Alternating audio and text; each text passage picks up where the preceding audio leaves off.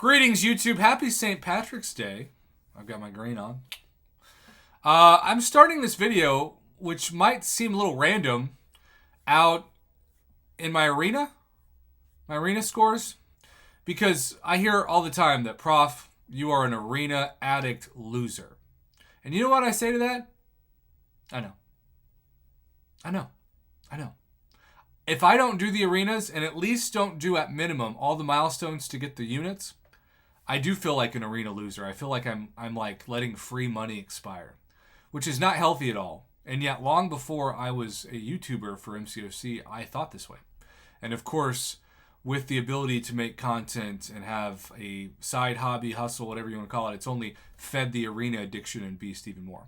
But the argument that people make, especially those of you who can't afford to spend money on this game, is that the arena is essentially a job that lets you buy things that you normally wouldn't buy in the game.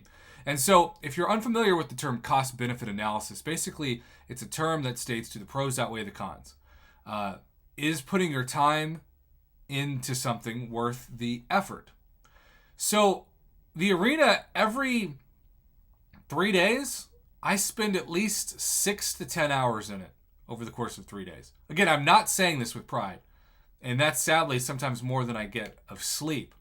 But I do it to be able to buy more offers and open more crystals and make more content, and just have fun with my subscribers, especially my subs and my mods during my mostly nightly live streams.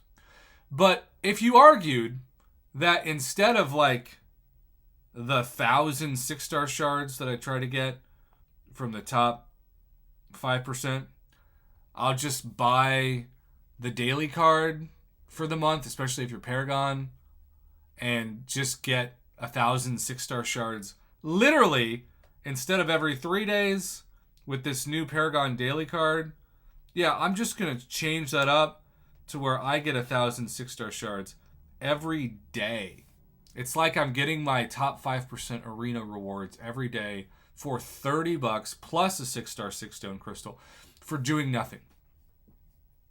And I sit back and think, yeah, I mean, that's obviously the better decision, because also if I get 4,000 6-star shards a week from both rounds of arena, 4,000 6-star shards means a month I get 16,000. So this takes the place of like 2 months almost worth of grinding the top 5% of both the 6-star basic and the 6-star featured arena every day for $30 instantly. Well, I'm using that as an analogy to this video because for, I don't know, the 5th time, maybe more than that, we have these signature stone packs. And by the time now when I see them, I think, okay, I know exactly what this is going to be.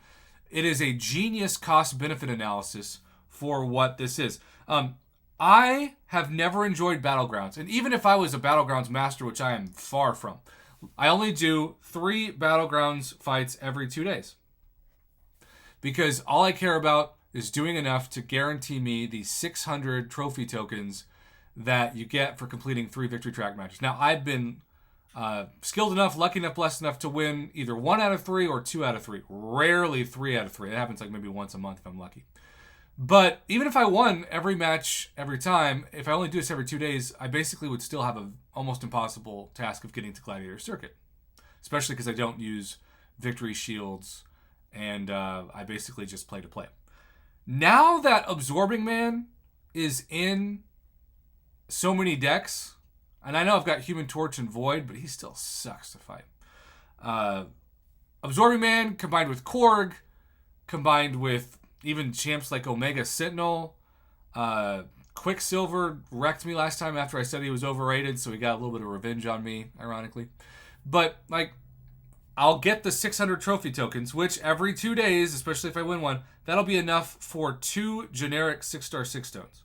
So if I do that every 2 days for a month, I'll get at least 20, but let's just say at least 40. I could get 40 generic 6-star 6-stones because I only use my trophy tokens, plus of course extra stuff, but just the trophy token argument for the sake of this video. I get 40 of these generic 6-stones. You can see I've already purchased 2 in the first 2 days. Oh, I can actually purchase another one right now. Didn't know that. So when I use that 6-stone, this is quite ironic. I am going to showcase that I can now take the aforementioned Absorbing Man to Sig 140. He is 60 Sigs at the time of recording this to max Sig. Now, I could hope by the end of this month that I would win enough Battlegrounds fights, and they're stressful for me, and I hate them, and I feel like a loser when I lose because I beat myself up way too much over it. That's why I don't do Alliance War anymore.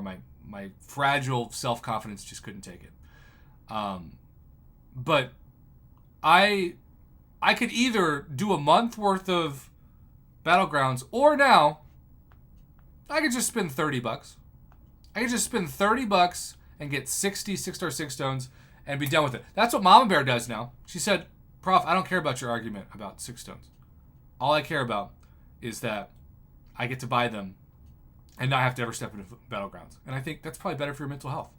And you can afford it. Because the nice thing about being an adult, hopefully, is that the older you get, the more money you make. And the more money you make, in theory, the more valuable your time is. The more valuable your time is, the more it actually might cost you more to give 6 hours of your time to something than just swipe your credit card. So, the argument is quite convincing to me that this 6-stone pack, if you mainly do trophy tokens for 6 stones, you should just buy these now. Now, Battlegrounds obviously has an enjoyable aspect to it that a lot of people say is the reason why they still play the game, and it's fun, and that all is a separate argument. But just for the sake of time spent doing Battlegrounds versus 6-stones, I think it's an obvious choice. I think Mom Bear's right. I think you just buy the 6 stones and call it a day.